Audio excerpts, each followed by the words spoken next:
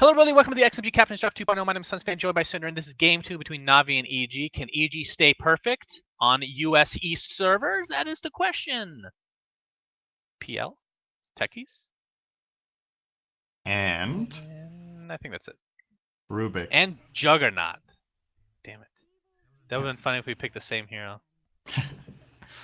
Yeah, you're right, though. EG, this is I don't want to say it's a must-win, because it's not, but it's getting pretty close. They're now 5-6 after 5 wins on US East and 6 losses in Luxembourg.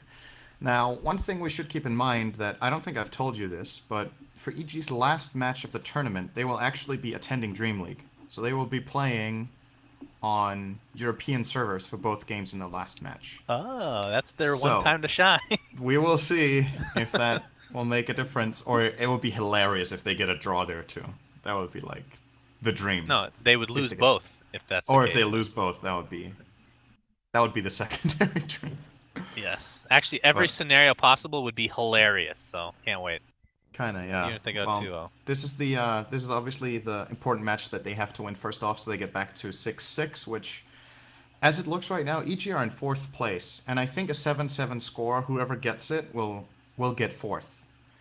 So very important for EG. Should they lose this and win the next 2, they're of course still in the runnings, but else they put themselves under pressure to have to win the last 2 games pretty much. Let me check.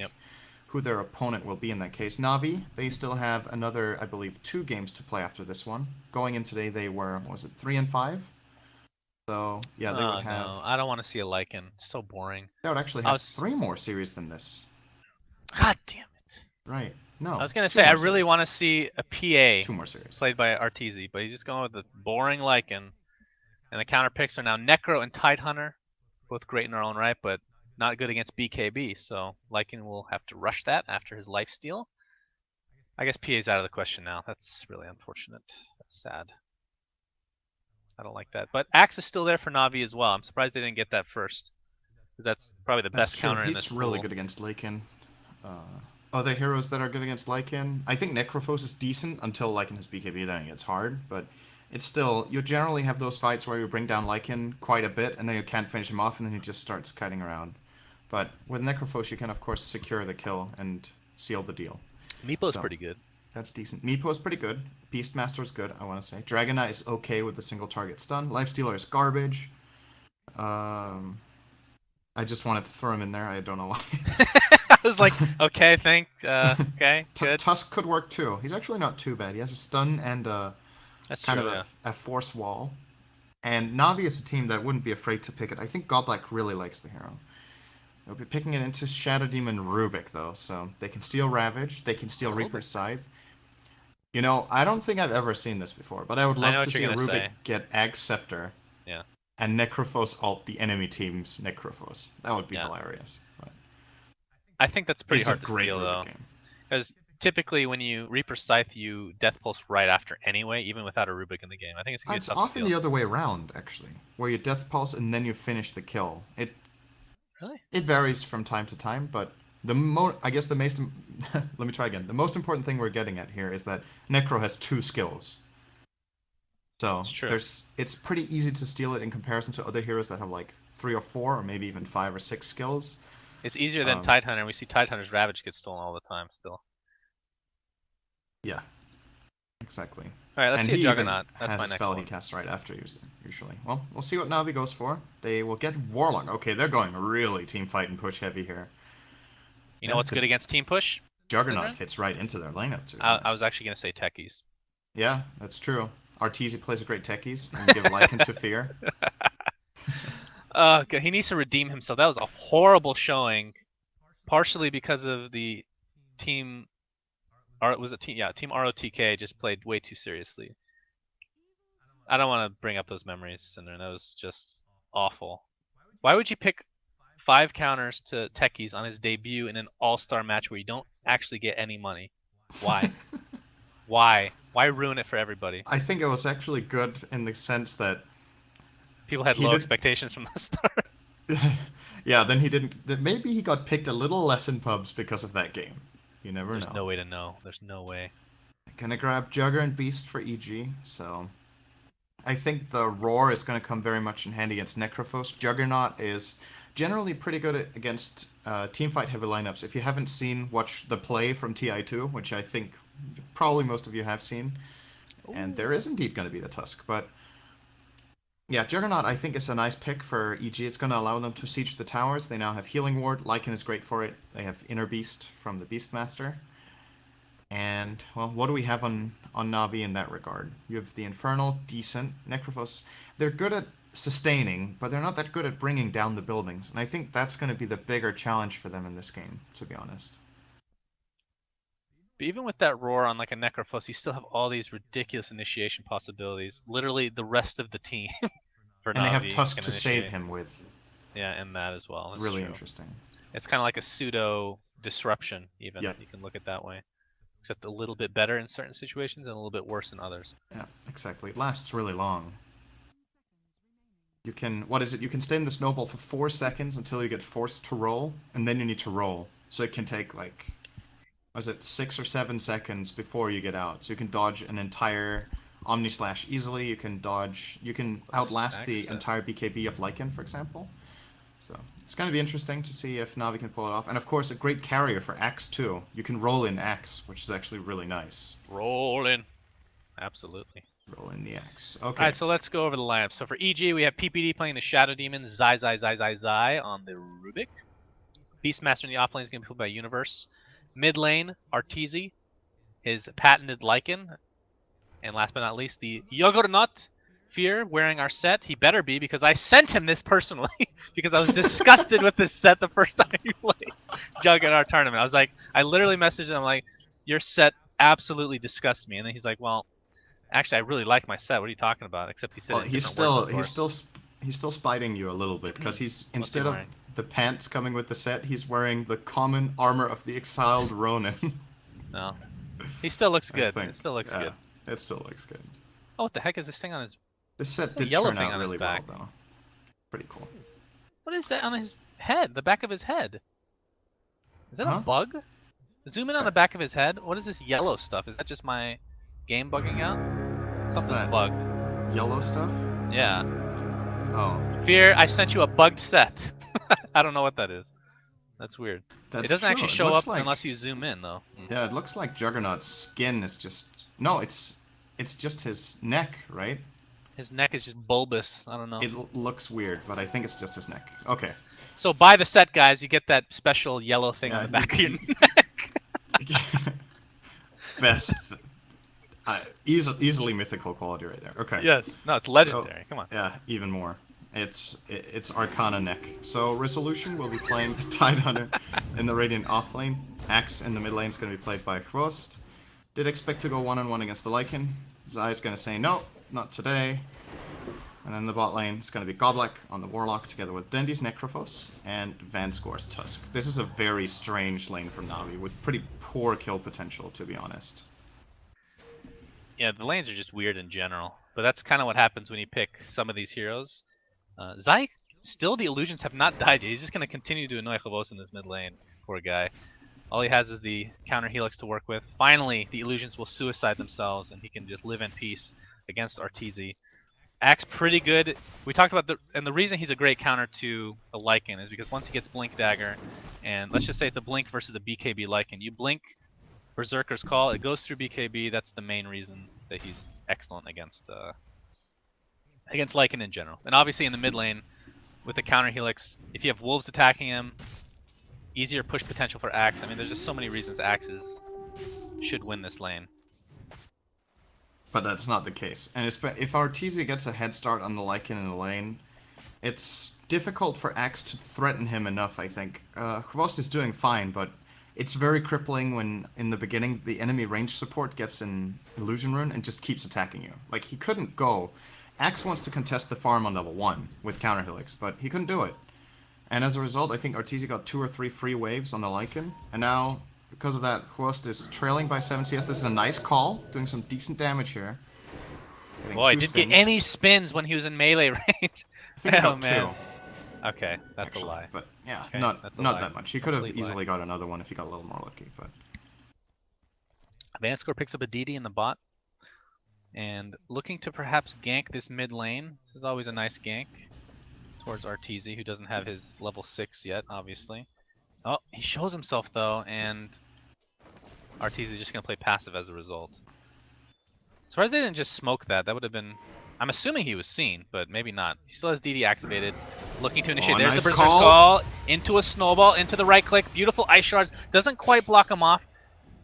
Vanscore got only one right click, I think, with that DD, so that's not coming to fruition, of course. And just look at Rost going to town. I love seeing Rost playing a hero like this, because he is such an aggressive player by nature that he's not the kind of X that just stands around and waits and farms. He wants to constantly fight with this hero. So people that play like that need to just not play anymore. Axe, the only way to play him is aggressive. It's fun, it's invigorating, and it's not always successful, but you're still having fun doing it. That's the important thing in Dota 2. Is to have fun and flame your teammates, isn't that right? Yeah, that's true. Statistics show that flaming teammates is a big part of your enjoyment of the game and the experience. Fear forcing Tidehunter out of lane, universe. Or resolution. I don't know why I keep close enough. It was 50-50. No, it's just he's always tied. Even last game I was struggling against wait, it was Jakiro. I almost called him Jakiro a couple times too. He basically plays the same heroes as Universe. Well, that's a super early Medallion of Courage on Arteezy. Of course, I don't know if that's going to be that great against Axe in the mid lane. He's going to want it for Roche, obviously, but because the counter helix is physical damage, so. Yep. The alternative is that Arteezy wants to go jungle and let Rubik have the mid lane. This is what they often do with the Lycan because he's so good at jungling that you can just swap him out, swap someone else in, and with the Medallion you're very fast in the jungle at killing his targets off. You can, like you said, transition to Roche, so. Mid lane, oh boy, this could be first blood. This should be a kill. Snowball is the stun. I didn't get crossed with him. He didn't pull him into the ball. Top lane in the meantime, we have a disruption. Oh my god, he is stuck. Great block from PPD and Resolution. By Resolution, of course, I mean Fear. I don't think you don't want to thank Resolution for blocking himself in, but we're gonna do that this time, guys. Well done, Great Resolution. job. Good job standing next to the edge so you can get surrounded. Whatever. Okay, You're such an optimistic caster. I know. You just wanted us to have this great moment. Thank you, Rissa. Oh. Yeah, that's gonna be first blood. Fear will be claiming that. And he already has 4-minute phase boots. He can get this skill right now. He's about to hit level 6. Yep. Although I don't think he has enough mana. He has one spell. He's going to Clarity up now. Okay, well, he doesn't have enough way of doing it. Yeah. Resolution is not anchor smashing for some reason. That could almost get him killed that he didn't do that. Well, with this build of 2 in Healing Ward, he can't even do the combo if he wanted, even if he had full mana. You need 310. Yep. And he has 273 right now, so that hurts him in that department, but he doesn't really seem to care. There's going to be some support, though. Goblack joining the ranks of Resolution. Doesn't have Gush or anything like that to slow down Fear. Well. And another one, nice Ice Shards. And then nothing to follow it up. Ball. That's rough. Damn. This early game Tusk has not really been accomplishing enough, I think. Vanscore's been at the right place at the right time a lot of times, but they just haven't got the synergy off that well. The failed gank in mid by not getting Axe into the snowball, the earlier shards that didn't block off, and now in the top lane he gets some decent charge but doesn't have the mana for the ball, so. Unfortunate, because this is a support that's really momentum driven. If you don't execute very well with Tusk early on, I feel like he's decent at best in mid game compared to many on paper, he's like the best hero in the game, and that's not even an exaggeration. Like honestly, on paper, but he's so hard to execute to the fullest extent. Obviously, this isn't the fullest extent right now, but I mean, this guy has so much opportunity for defensive and offensive capabilities. He is so ridiculously good in certain situations, but you just have to execute, and so far not the case for Na'Vi. It's not the start they want to get off to. And now Rubik, I mean, mid lane, he's going to get another gank. Oh, they're going to finally combine into a snowball. And there's a Berserker's Call. Should be a kill. Culling Blade to follow. Vanscore getting some much needed assist gold, that's for sure. And this is how it should be done. And they can keep doing this, to be honest. There's many heroes they can kill this way. There's the Rubik. The Shadow Demon is going to be a little bit tricky, I guess, if he's has good timing on the disruption. I think they might even be able to burst down the Juggernaut. Even if he spins, they can call him. And then they can use Calling Blade. Both Axe's abilities go through the spin, so very nice.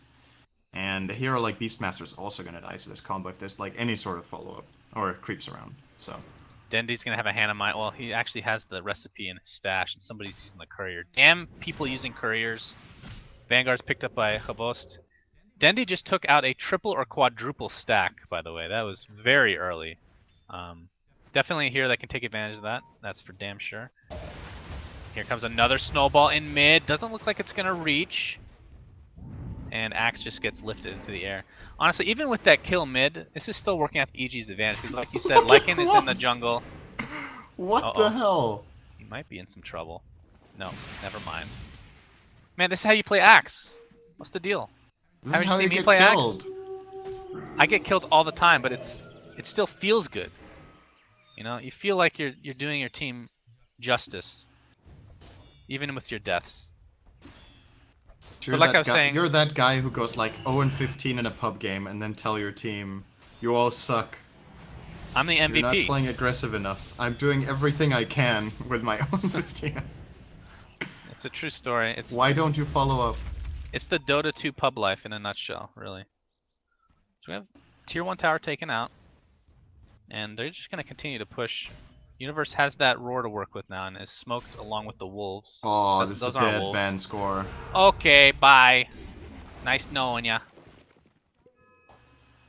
So nicely played. He finds...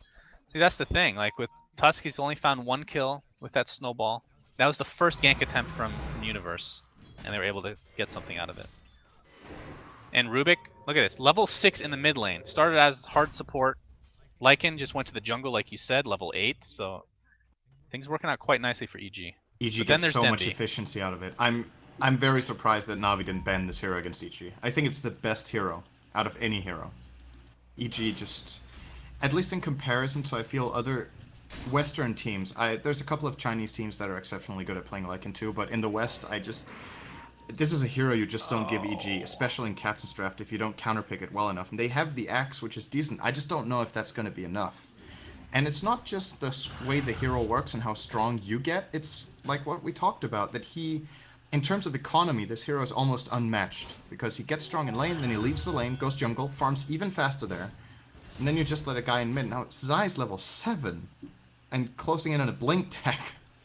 While Lycan is free farming. So even though Dendi is running Midas, like the economy battle easily going EG's way. Why does Zai play better on East? He's from freaking Sweden. Like, yeah. Come on. I assume, like, to be honest, he just, I feel like, like trolls it's been that all tournament. Yeah, he's just really better in game 2. It's like he needs to warm up. Well, Dendi has his one. hand of Midas officially. I think he's probably picked that up a while ago. I know he had it in his stash, but probably his second usage here. Another stack of the neutrals. He is getting super farmed. He's the top net worth right now. And has a soul ring. Don't know if he wants to turn that into an actual bloodstone or not. Obviously it's a really good item for Necrophos, but usually we've been seeing a lot of blink daggers. Basically they've been putting all their eggs in one scythe device, in one Reaper scythe. But there is the disruption, so maybe you shouldn't put all your eggs in one basket this game. Yeah, that's one thing we didn't talk about. That's very true, that they can counterplay it with that. And it's actually not as hard as you would think, because the snap time on Reaper side is 1.5 seconds. That's a decent amount of time to get a disruption off. So, definitely possible for PPD to do that, and, well, we're going to see if it works out for Na'Vi. At the very least, Dendi easily the top farmer right now. They've also stacked and done everything they can to get him farmed. He's only 300 gold ahead of the Juggernaut, though, and that's with him getting a Midas.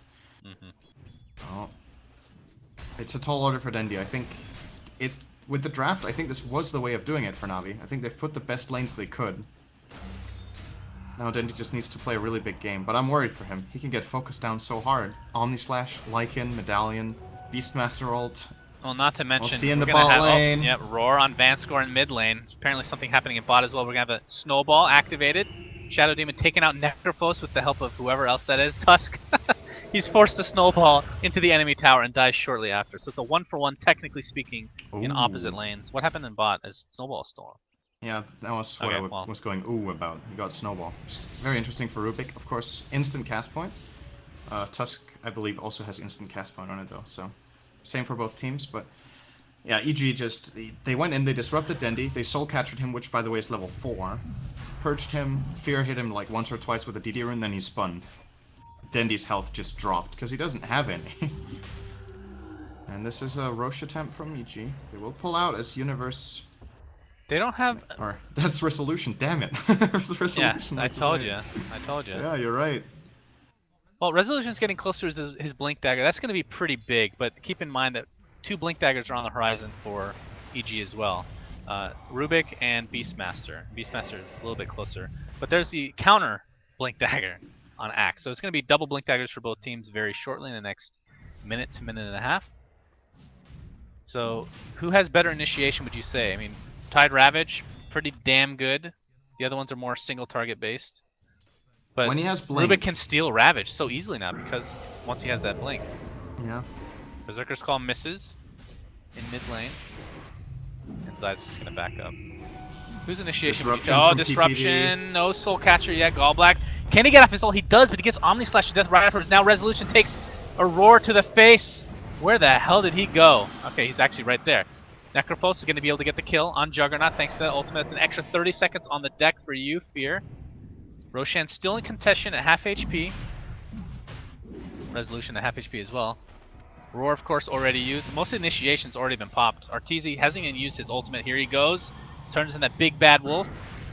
Gonna try to go in. Resolution finally uses Ravage. It's gonna hit everybody.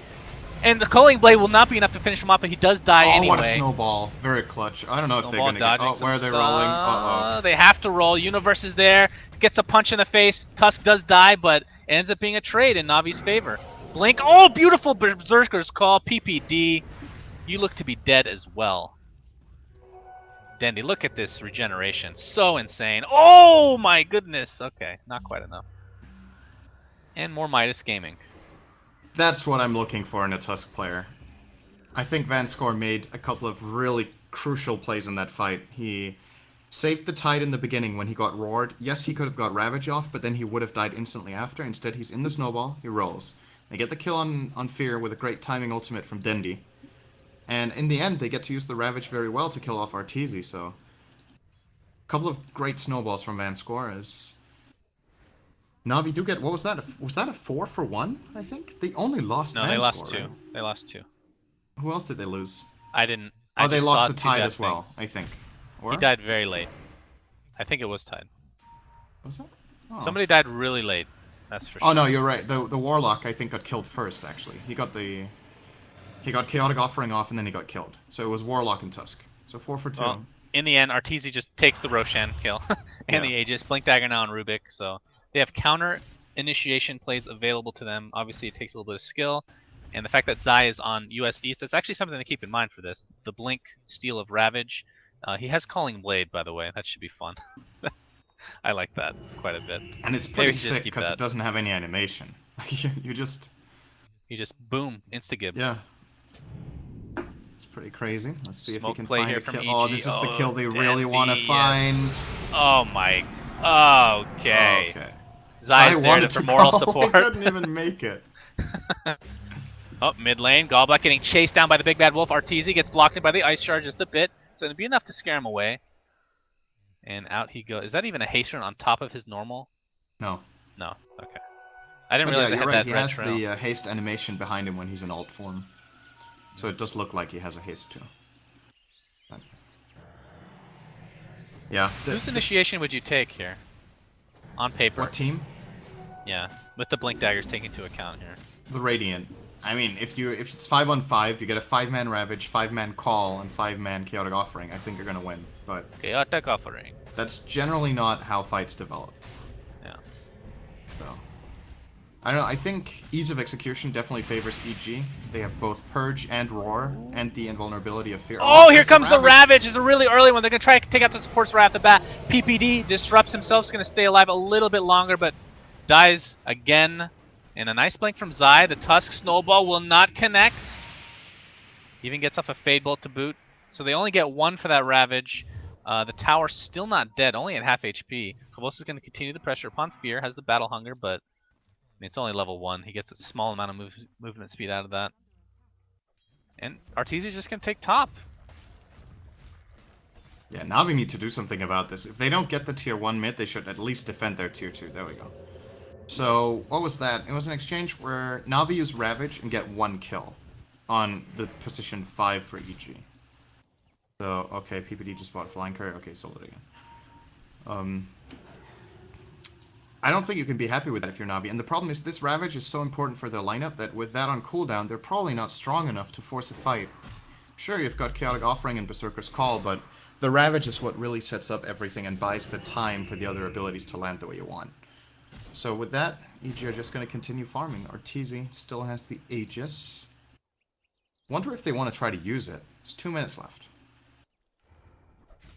Well, the problem is if you get too deep into the pushing by yourself.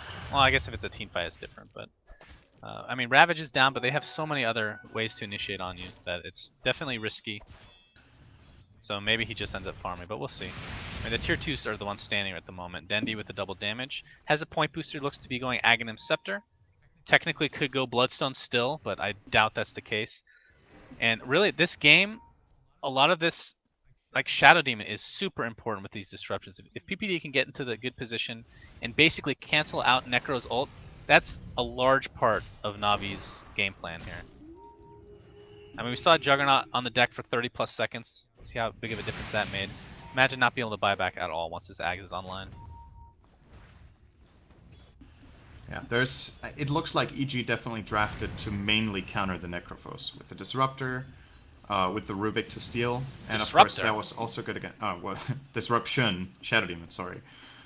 Sometimes that happens. And of course the Rubik to steal both Ravage and the Reaper's Scythe. They have the tools, but like you said, it's one thing having the tools, right?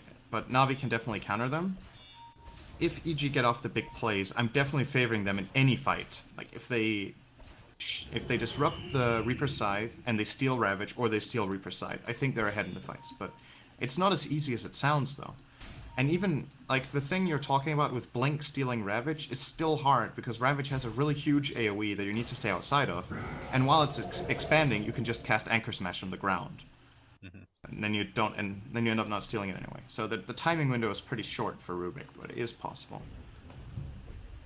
See this Death Pulse's eye. Come on. Use it. You know you want to. It's more spammable than Fade Bolt. Okay, he's just playing with me. He's going for a Force Staff. That's going to be nice. That's actually better than a Blink Dagger for getting outside the radius of the Ravage to be able to steal it. In certain situations, of course. PPD is going to be found in the Berserker's Call. Holds him in place, and, well, the Punch will finish him off, not the Culling Blade. Phobos only has half mana right now, so trying to conserve as much as possible. He looks to be going... I'm assuming this is going to be a Shiva's. I would like to see that at least. And but this is going to be a trade tier 1 for tier 2. Mid lane, Gallblack was initiated on, but I guess they'll get out. Phobos is going to find Zai, along with Gallblack's right clicks and the Ice Shards and the Culling Blade. Easy kill, but that's a tier 2 bottom in the meantime. So trades are happening. Fortifications pop for this tier 1 top, and Arteezy is here to defend. So they didn't even get that tier 1 that they set up for in the top lane. This is the second time in this game Arteezy has done that, by the way. He pops his ult, he just runs in Ruthless. Oh, top lane! He's dead. Reaper's Scythe, bye-bye. Bye-bye. Down for 85 seconds. Dendi. Here's the soul booster for now. Okay. But what I wanted to point out about Arteezy's play is that what you saw him do in mid lane is the second time in this game he's done it, as Godlike will be sliced a couple of times by Fear.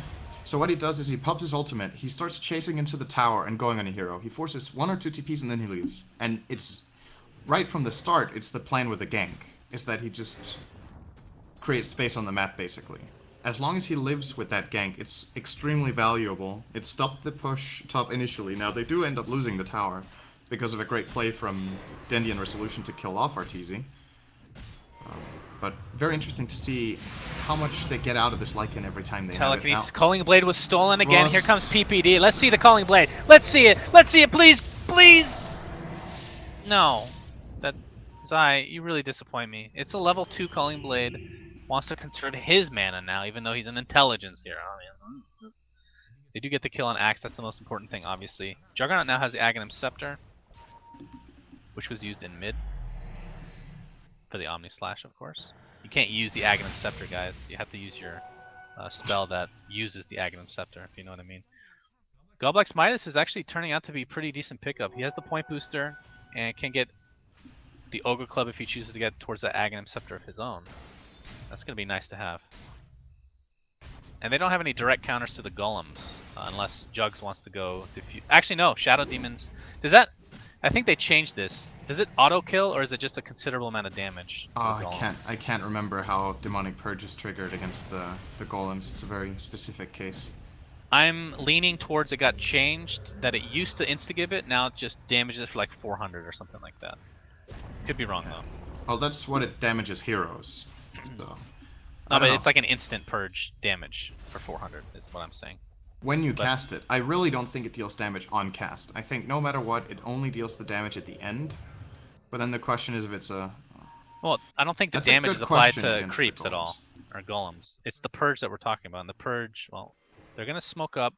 We'll see it eventually, I'm sure. Resolution, they find them, but not too confident in the initiation. Fear has Omni Slash. Who does he want to use it on? Oh, he uses it just as the Chaotic Offering is used. Oh boy, that's pretty much wasted. Tusk has Snowball available to him. Doesn't really use that either. Fear, Blade Fury's out. If he can get out alive, this is a huge win for EG. Although he did use Omni Slash in that whole... Okay. He's gonna die, but doesn't die to the Reaper Scythe. The amazing healing ward, by the way. I think that was actually the difference. Along with the I love how pulse. that floats. What floats? Top lane? The healing ward. Oh, yeah. Is he actually stuck here? Well, then he's stuck on purpose because it's his own units that are blocking him. Yeah, but, you know, we've seen on Fails of the Week, sometimes you just can't control the Sometimes units, you get stuck with your Broodmother and 20 Spiderlings for 30 seconds and don't realize. It's a tough one, man. It's a tough one on micro. They're super small. Well, tier 1 goes the way of EG. Eventually. Nice timely glyph. See if that prevents EG. Nope, Psy will get the last hit. Still, puts him in danger's way just a little bit longer. He's going to blink out to safety, though. It's a free glyph, why not? Necro level 3. Now picked up by Arteezy. He's looking pretty good. I assume BKB has to be the next item of pickup. I mean, nothing else gives you as much value as that right now. And a couple Boots of Travel now.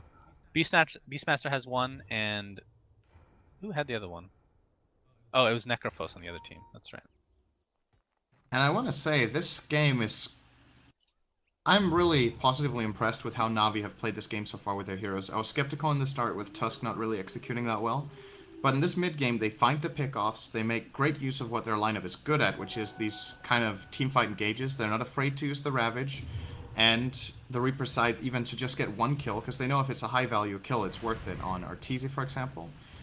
The Tusk has been stepping up his game quite a lot, and as a result now, Na'Vi are playing a game where I thought at this point in time they would start trailing in terms of economy, but they're still staying very even with EG on both Golden Experience, and that's an interesting perspective, because when we come late game, then if Warlock does have Axe Refresher, which is not out of the question with how fast Goblik is farming, the Axe is almost there, then maybe EG's lineup, which I said was going to be better late, could perhaps... Oh, they're going to find the initiation roar on Goblik before he can get up anything. Here comes the Ravage. It's going to hit a few. Snowball to follow from Vanscore. Arteezy at half HP. He's just going to chase down the Tusk without issue. Dendy now in a huge amount of trouble. Trying to run away. Gets a Death Pulse off. Has his ultimate to use if he wants to use an Arteezy.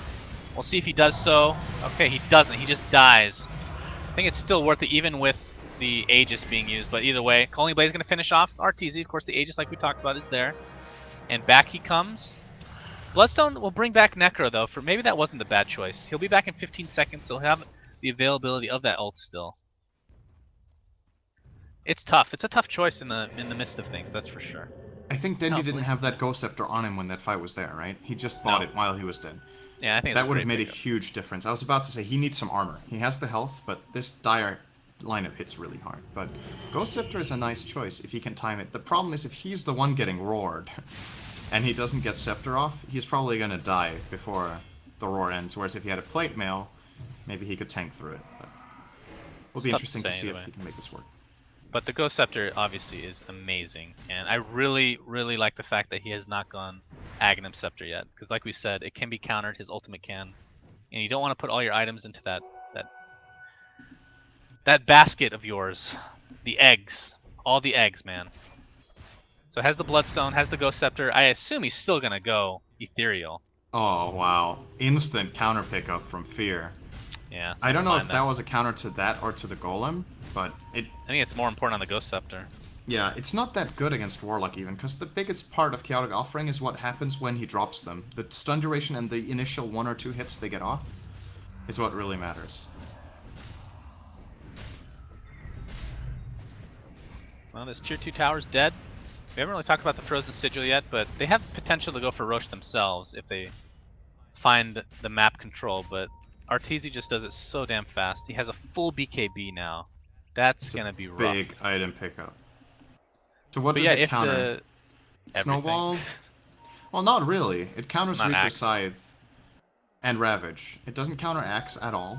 It doesn't counter Anchor Smash. It doesn't counter Walrus Punch. Warlock Golem, Initial Stun.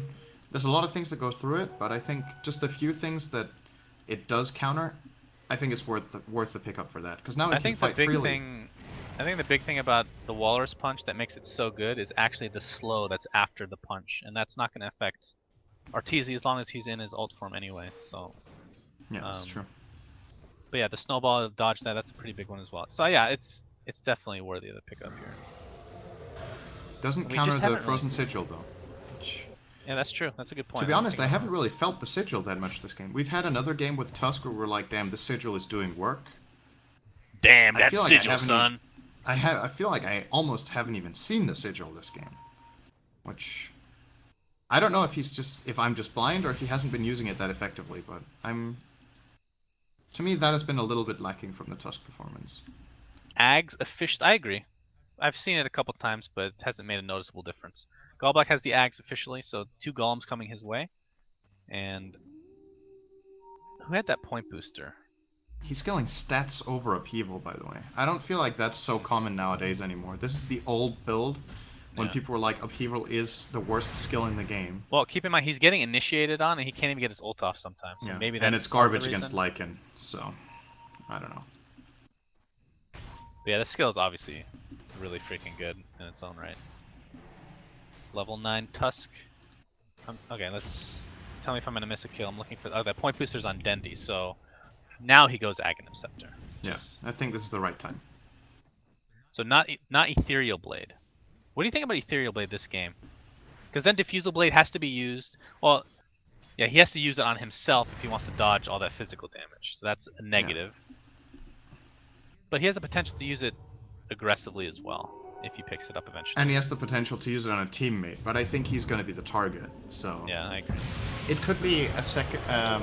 This top lane! Look at these spins. Omni Slash, Culling Blade. Oh, here comes Resolution. Gets his ultimate off. But unfortunately, Chavos does die, and Universe will live, at least for now. Vanscore trying to get off an Ice Shard. Just gonna block his own teammate in Dendi. Don't think it actually would have mattered in that case. So in the end, it's a 1-for-1, but Omni Slash was used, but Ravage was the big one. Another couple minutes down for him. Meanwhile, bottom lane, PPD. Well, actually, sorry, something to keep in mind with the Omni Slash, you can use items, so he can defusal even the Ghost Sceptered Necro while he's Omni Slashing, or he could. Yep, that's true. Because remember, it doesn't get canceled by Ghost Scepter; it just keeps going. It just doesn't do any damage. So he can cancel that, or he can just casually kill one of the golems as well while Omni Slashing. Something to keep in mind. Gallblack, he's fine. PPD almost catching up, but wasn't there in time. And now Arteezy has overtaken Dendi, and he's really starting to control the map very well. Maybe now he will get ganked, though. This could be a very big kill for Na'Vi. Oh, that's not what you want. He's going to pop BKB right after. Probably just TP's out or uses ult to get the hell out of here. Ban score. He comes in, has no HP or mana to speak of. Oh, there's the play. Oh, there's a disruption to follow up. Oh, he just completely cancels out that ult. Dendi, there you see it. And just like I talked about, the Fusel Blade used while Omni Slashing finishes off Dendi. And this is looking really good for EG all of a sudden. Universe is going to find Vanscore, I would assume. Okay, no, he's going to be the one found, actually. The golems and everybody surrounding him. The rest of EG just couldn't catch up. Really crisp play from EG. You could tell they wanted Arteezy to get Reaper Scythe. He was really baiting it out. That is a big disruption. That's a big boy right there. I'm not noticing this demonic purge on the golems, so I'm actually really interested what the mechanics are now. I don't think he's using it on them. Is he? Yeah, I did not see him physically use it, but it was on cooldown. So like, what would you? What would your priorities be as the Shadow Demon to purge? Like if somebody's trying to get away, that probably Axe, takes or priority. I think Necrophos is really good to use it on. It should also remove the Ghost Scepter, which is nice. Yeah, that is true. He's just gonna TP out. He's good to go. Oh, resolution. Forced to use his Force Staff and the Link Dagger. Yeah, he almost has a refresher, by the way, and that could be a big game changer. It usually is whenever Tide gets that. So 2 Ravages and about 1500 gold for him. When is Roshan back? We will know in 30 seconds. Because this time it's going to have cheese, and I don't see Na'Vi getting it in any way, unless if they take a team fight. But the thing about EG's lineup is they never go there with their team. It's Arteezy's solo every time. Okay, never mind. I said 1500. He actually had the recipe on the courier, so. Well, if they get a pick off, they have the It's up. potential to just take it out real quick. So that's maybe their game plan. Fear now has Manta style. He's probably had that for a while, but just never noticed it. He's looking decent. These aren't the. Really want a little more of a damage item after this, I think. That's what I would like. Universe has Boots of Travel, which we did mention. Something we did not mention is he could obviously just teleport to the Necro books or obviously his own Hawk at any time. So has the global potential to help out with the gank. There's the Aghanim Scepter on Necro. Yeah, and BKB on Axe, very nice choice. It's very nice. Or well, Fear. Oh boy. Okay, he pops his ult. It's enough to take out Vanscore. He's going to try to take out the Frozen Sigil and does get 120 gold on top of that. Here's the counter initiation from Axe. Dendi. Oh, the Ravage is completely wasted, and EG Fear is just going to Blade Fury out. Oh, these are some wasted spells for Na'Vi. Zai blinks out. Everybody lives. That is Arteezy isn't even there. mistake. He's split pushing. That's. They're going to have a second Ravage, of course. But yeah, Arteezy just pushes bot or top lane. Meantime, Telekinesis, BKB's forced out, and he's just gonna TP. You never want to see this defensive usage of BKB by Axe. Even Tidehunter's forced out. Yeah, so what I was trying to get at with the BKB on Axe is I love seeing Axe get it, because I think there's a lot of games where Axes don't get this item, even though it's great. You can still get the call off. I mean, if you get a Blade Mail, the synergy might not necessarily be the best, or you feel like it's kind of counterintuitive that you're building to get focused and then you've got magic immunity or whatever. You just want to tank up and get hit as much as possible. But the thing is, in many cases, you can't play your hero in the fights without the magic immunity. But in this game, I don't know. I love seeing the item. I just don't think it's good here. Like, what does it really do? He can't really block anything. Disruption and Telekinesis. And Blade Fury, which Fear doesn't even want to use almost at this point. That's true. Roshan, by the way, was taken out so fast. Na'Vi, even though they knew it was happening, they couldn't even make it there on time. Like, not even close. Why do you think he's getting the BKB? I know I'm harping on this a little bit, but well, I really Telekinesis, it blocks that. Yeah, it's an odd pickup to say the least. Fear's gonna Manta out. I'm going to think about this. The Purge goes through, Beastmaster Rogue goes through, Omni Slash goes through, right clicks from Lycan goes through. Rubik's, even his spell steal goes through BKB, so it's like literally everything. Every ultimate. Literally every ultimate for EG will go through BKB. So you're not stopping any of those. It doesn't really make that much sense. But then again, what would the alternative be? What should he have got? I still think an Axe could have been nice. At this point even. Just the higher threshold so you can maybe get a kill or two you wouldn't have got, or you even go down the line of something like a Dagon, so you bring them down low enough to call them. Dagon or gaming. You get either a Kiras or a Heart. Or well, I think Zai agrees with you because he has an Aghanim Scepter, so he can get those upgraded Culling Blades no problem. Mid, or top rune area, PPD has haste, he'll be okay. And look at that commitment. Forcing out more teleportations, bottom lane, fortifications out. And I don't think Navi's going to find anything as a result of this. So, let's see. Rubik obviously has a 5-second cooldown on his spell steal. What happened? What happened?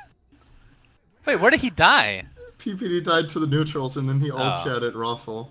I don't know. I'm wondering if he was... I think he was battle hungered. And I'm wondering if he was trying to get away the battle hunger with Shadow Poison and then missed the last hit or something. Because I think the Rubik there was farming too of Zai, trying to help him out. Maybe they mistimed it, or Maybe he got rid of the battle hunger and then died to a satyr or whatever. Hopefully it's hilarious. comical enough for a video so I can take a look at it later, but we'll see. But looking at, yeah, this is rough, because now that Rubik has the Aghanim Scepter, remember, even if the other person, like if you're stealing Necro ult, you yourself as Rubik have to have the Aghanim Scepter to get that upgrade. So now he's going to be able to get that. Obviously the 5-second cooldown. Chaotic Offering has Ags, Axe has Ags, Tidehunter does not, but that's still an amazing ultimate to get. And, well, that's pretty... If he can get these steals, that's insanely good. On paper, this is such a good Rubik game. He can make the world of a difference. It's not even out of the question that he steals Ravage and then steals Scythe, or the other way around, because of the 5-second cooldown. It makes a big difference in these fights. It's often going to be the case that there's a little bit delay between those ults. If you do manage to do that, that can be a game winner right now. And now we're starting to see the economy where I thought it was going to go, but Na'Vi played a really good last... I want to say, apart from the last 10 minutes before that, they did a really good job. But now they're struggling. This is where the farm comes in. Dendy was 3k ahead of Arteezy about 15 minutes ago. Now he's 3k behind, so that's a 6k swing. The supports of EG are farming more, especially Zai. He's getting very rich, as we talked about. 4-step Blink, Ags, and 1500 gold. And Na'Vi can't go out on the map. They're controlled by the Hawk, by just the threat of EG constantly having Aegis and Cheese. It's very difficult. I think they're going to wait out the Aegis and then try for smoke. And the question is EG going to wait out the Aegis? It's another minute or so to go. So it might be risking it a bit if they even go in now. Fear's looking for something. I think they're going to just probably back up here. There's not enough support for the rest of EG to actually take a fight of this magnitude. And Arteezy just continues to push top lane. He has the cheese, by the way. I don't know if we mentioned that. Something to keep in mind. I mean, it's not like a hero that you're going to be able to burst down in all likelihood before he gets off something like the BKB or the cheese. Resolution, 4-staff blink, everything. Zai just lifts him up. Just says hello to the big juicy watermelon. And Universe, is that... Oh, I thought that was going to be... Okay, that's a Lincoln Sphere on Beastmaster. So that means no Necro ult, without popping it, of course, no Culling Blade. And I guess those are the two big ones. Oh, Arteezy. Oh, Dendy. Yeah, the creeps have reached base in the bot lane, so now he's just trying to backdoor the top tier 3. I see. Well, he's going to do quite a bit of damage, that's for sure. This is really annoying for Na'Vi. They're going to lose a tier 3 on this almost. And they committed 3 or 4 heroes to try to catch Arteezy, which didn't work either. And guess what? Bottom lane. Now Fear and PPD are pushing in here. This is What's the problem. What's the policy on... Sorry, on denying tier 3s? If you're going to lose it anyway for sure, and it doesn't provide anything defensively, you just do it. But sometimes it can make the difference, especially if you have the glyph, then it can do some damage. But I would say, for example, if it didn't fall there, I would have probably denied it if I'm Na'Vi. Yeah, it's kind of a special one. What's that? It's still there. No, the bottom tier 3 just got destroyed by... Yeah, I'm saying the top one can be denied still.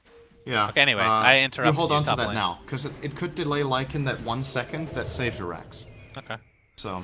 Fair enough. Kavos going balls deep, pops the BKB and Shivas, but that's not going to stop the right click coming the way of Arteezy. Dendy, though.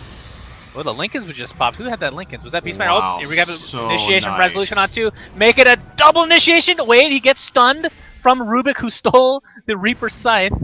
Didn't get anything out of it, though. It ends up being a 1-for-1. And Arteezy pushing top. Juggernaut pushing bottom. Just uses Diffusal Blade on the... Yeah, on the Golem. Which was apparently... He has Refresher. He could ult again. I'm not sure Na'Vi are paying attention to this. If he turns on them, he could just kill them now. Yeah, he could. There are some illusions there, though. At least one of them, maybe 2. He plays it safe and gets out, while Arteezy's going to work top. They're just split pushing. That's it. That Lincoln's usage by Universe, perfect. He used it right before Dendy ultied Arteezy, and it got blocked off then. So Universe didn't get the Lincolns for himself, actually. He got it for Arteezy, who's going to get ravaged. The second Ravage... Oh, actually, the Rax is going to live, at least for now. Well, that was just delaying it, because there's no way they would have defended this. It might have been needed, to be honest. That Rax was in so much trouble. Now it's going to regen very slowly. But one more push like that, that's going to be double Rax, honestly. Yeah. And even EG without any deaths. EG are doing what they need to do. They're avoiding 5-on-5s. So They just keep split pushing like this. Na'Vi, not that good at the skirmish game, they're really good at the teamfight game, so EG just don't give it to them. It's very clear that it's an obvious choice from them to avoid this, as Dendi now also gets a refresher. The problem is, with all these items, Na'Vi are still only good at the same thing. They don't itemize to deal with the threat that's happening right now, but at the same time, I don't even know if they can. Like, their line just isn't good at this. But the one thing that comes to mind for me that could make a difference would be something like a Scythe now for Dendi.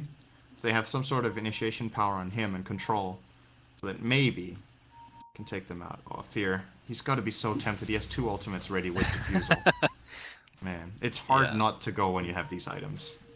He's being very disciplined. Uses a nice chunk of his mana to get that done, of course. I mean, how much mana is that?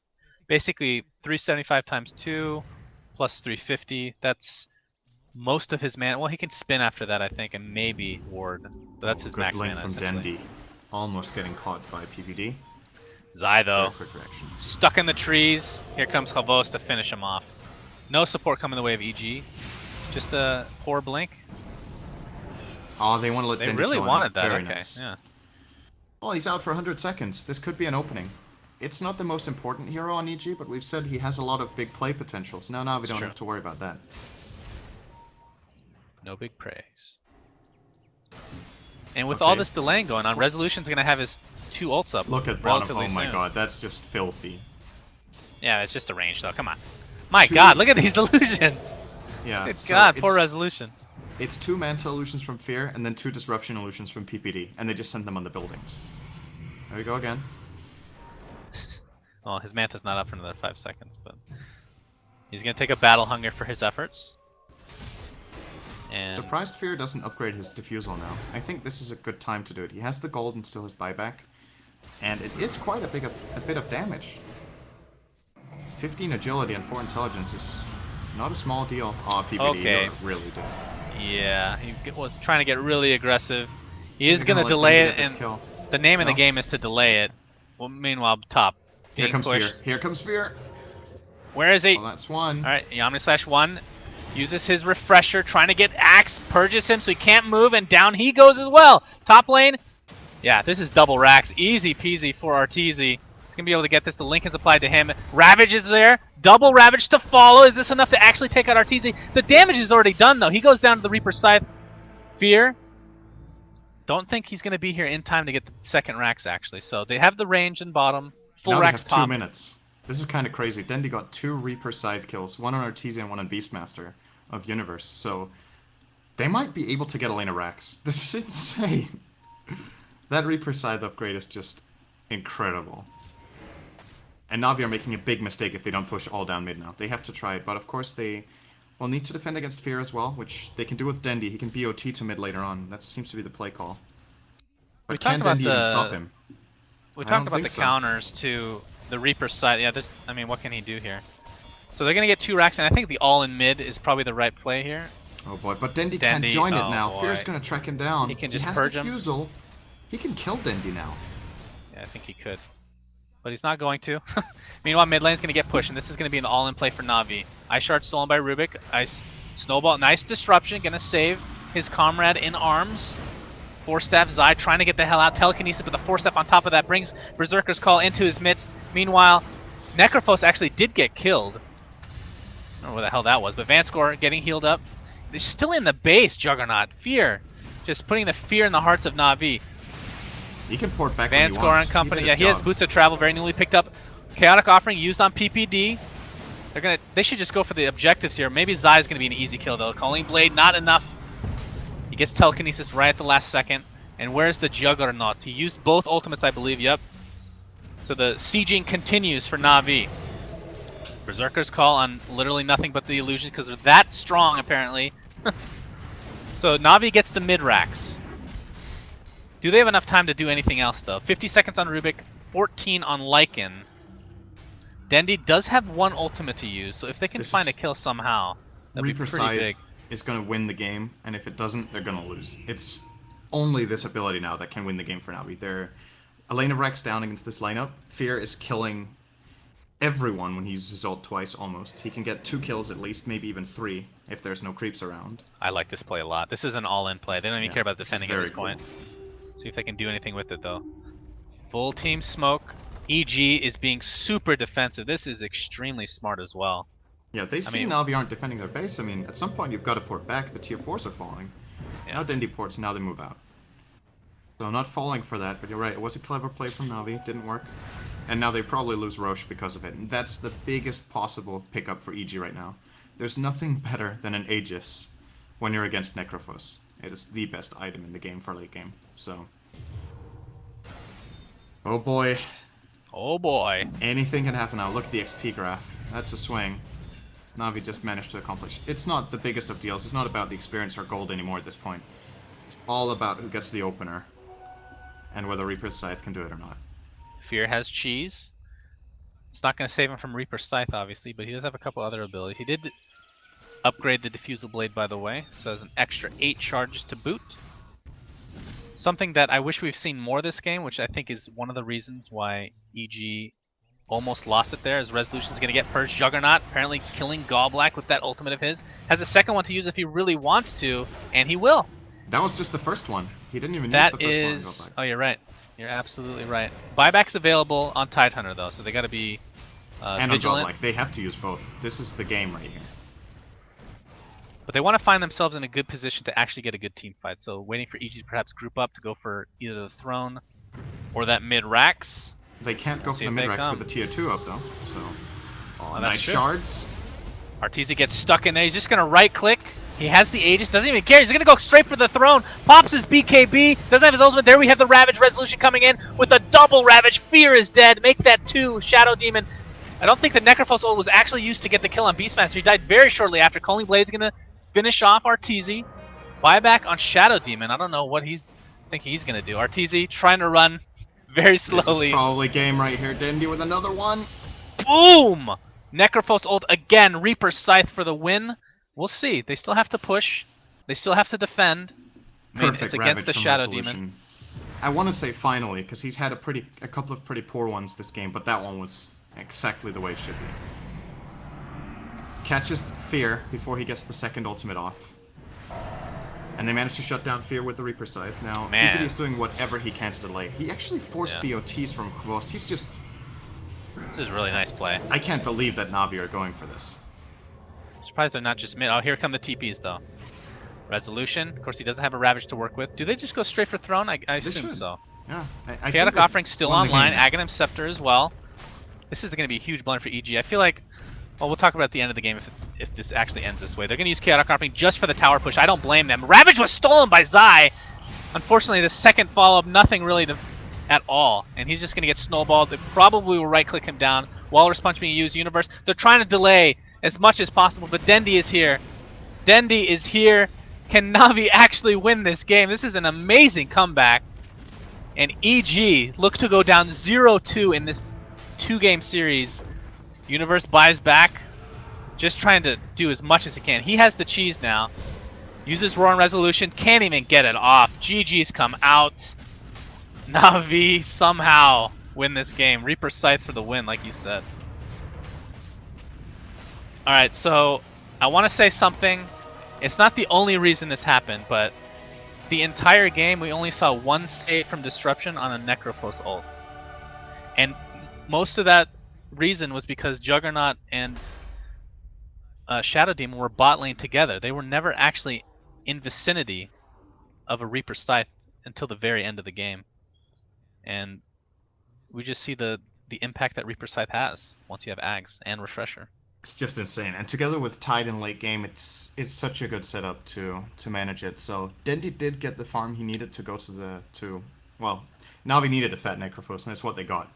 And the double Necrophos ult in late game is just extremely scary and hard to deal with. I think EG's call to go straight for the throne in the end was questionable. It was very expensive. And like you said, the Shadow Demon, there was one really clutch save from PPD. Didn't see too many others, but at the same time, it's also very difficult when you're playing against Ravage, because Tide blinks into the middle of everyone, Ravages. If Shadow Demon does not get caught by that, he needs to be very far away, which he can be. Then when the ult comes, he needs to blink and then disrupt, or Yules dodge the Ravage. But it's not that easy, and I think they did a good job at keeping PPD out of the fights. At the same time, you look at the end scoreboard and you've got Arteezy with 400 CS, and he's been part of 6 kills. Maybe EG could have found a way to fight a little bit more with the Lycan instead of only split pushing. I'm not sure, but they didn't want a 5-on-5, and I don't know if they could have found mini skirmishes. So at the end of the day, I think they played it the way they needed to. Just one bad decision in late game against Necro, you just flat out lose the game. And very important win for Navi. EG are now 5-7. Navi are 5-5.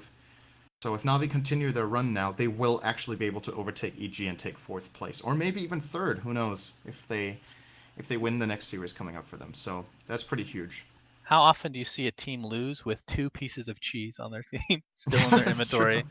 How sad that you can't activate it. Reaper Scythe with all this other lockdown with Axe Initiation, Tidehunter Ravage, Snowball, whatever you want to, even Chaotic Offering. Just the team fight was insane for Navi, and they were able to bounce back. It's a very enjoyable game. Anybody that has Dendi on their fantasy league just gained 14 points. Congratulations to you. Apparently, objective-based gaming works quite well for fantasy as well, because Lycan has quite a bit. Although, like you said, he was only part of 6 fights, which, now that I look at that, is shocking. But that's kind of how you play that hero sometimes, but maybe it was too much of a good thing. So, okay, we're going to end the VOD, and then we can talk about everything else that we need to talk about. So thanks for watching, guys. The next match will be in a couple days. Do you want some specifics on that? EG versus Tinker. Same time as was today, but it's going to be on Thursday. Exactly. So, yep. Thank you guys very much for watching. And as far as the raffle goes, we'll have a short end the VOD. End the Bye, VOD. VOD, guys. Bye, VOD.